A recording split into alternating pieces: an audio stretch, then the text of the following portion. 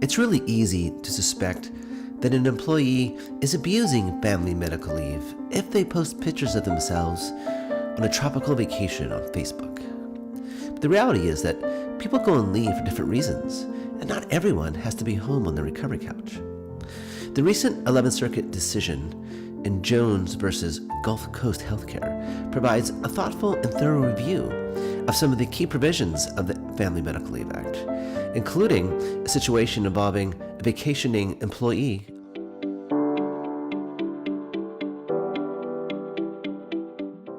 This is Rodney Jones, the plaintiff. He was the activities director for a nursing home called Essentia, operated by Gulf Coast Health. He worked there for 15 years before getting fired in January 2015.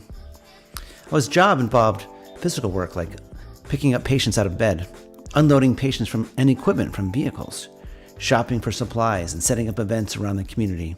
He described himself as a hands-on guy who was physically involved in his work.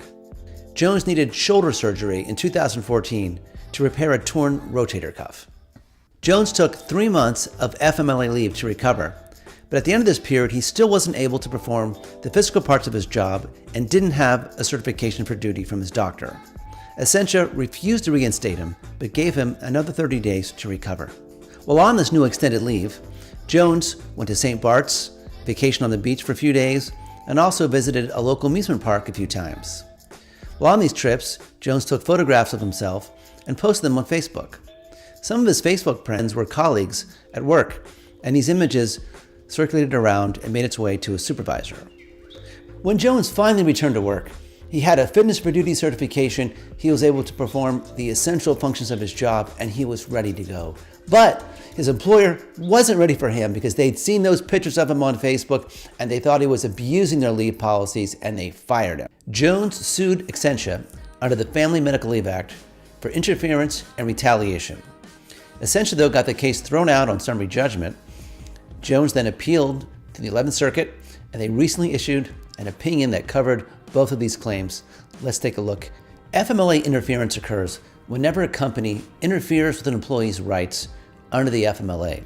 Jones claimed that Essentia interfered with his right to return to his position at the end of his FMLA period, but the Court of Appeals didn't buy that argument because Jones didn't have the right to return to his job at the end of his FMLA period because he wasn't capable of performing the essential functions of his job then. He still couldn't perform the physical part of his job. Therefore, he didn't have the right to return to his job at the end of his FMLA period, and Essentia couldn't have interfered with something that didn't exist.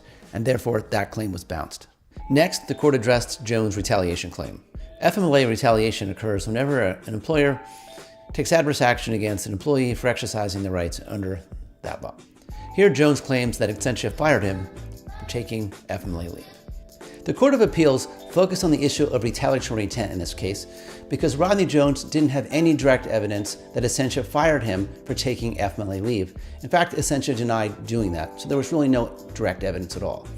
But Mr. Jones wasn't out of luck because in retaliation cases, the courts will create a presumption of retaliatory intent whenever something called temporal proximity exists. And that's just a fancy word for saying that the firing or adverse action occurred close in time to the exercise of his rights under the FMLA.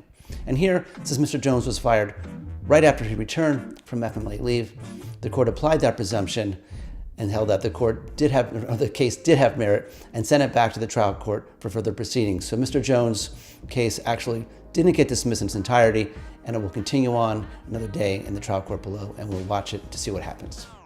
So what are the key takeaways from the Jones case?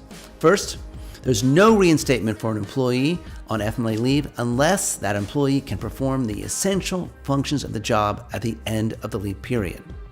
2, an employer can require an employee to obtain a fitness for duty certification from their doctor before they return to work. Temporal proximity can create a presumption of retaliatory intent in an FMLA retaliation case. And finally, even though this wasn't in the decision itself, employees out there who are on FMLA leave, on vacation, or having a good time definitely should not be posting pictures of that on their Facebook pages. That's the end of this video. I hope you enjoyed it, and thanks for watching.